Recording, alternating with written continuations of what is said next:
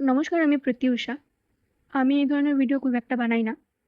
কারণ voice over দিতে খুব একটা পারি না বলেই বানানো হয়ে ওঠে না। কিন্তু আজ মনে হলো আপনাদের সাথে এই সুন্দর একটা মুহূর্ত শেয়ার করি। এরা হচ্ছে আমার প্রিয় ২। প্রিয় ২ কেন বললাম? কারণ এরা যখনই আসে দুজনে একসাথেই আসে। এদের কাণ্ড শুনবেন? ঠিক আমি যখন খেতে বসবো, প্রতিটা দুপুরে আমি সত্যিই জানি না যে ওরা কি করে সঠিক সময় বুঝে আমার জানলায় উপস্থিত হয়। আসার পর আবার তারা জানান দেয় যে তারা এসেছে। ডাকতে থাকে। অদ্ভুত ব্যাপার কি জানেন? আমি একদিন আমার খাওয়ার আগে ওদেরকে খাবার দিয়েছিলাম। কিন্তু ওরা খায়নি।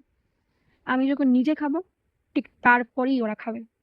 ওরা যেন এটা একটা নিয়ম করে রেখেছে। তাই ওরা চুপচাপ বসে থাকে।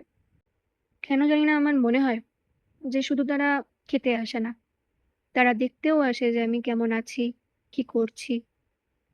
ওদের ভাষাতে যেন আমি ওদের সাথে কথা বলি। ওরা আবার আমার কথা বুঝতেও পারে। আমিও ওদের বুঝতে পারি খানিকটা। খাওয়া-দাওয়া হয়ে যায়, ওদের খাবার দিই। ওরা ঠিক মতো খেয়ে চলে যায়। এটাকে শিক্ষা বলবো না কি বলবো? সত্যিই জানি না। কিন্তু একটা জিনিস খুব ভালো করে বুঝতে পেরেছি।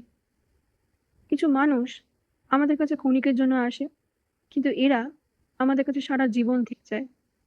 তাই মানুষের চেয়ে এই পশু পাখিরা যেন আমাদের কাছে অনেক বেশি আপন।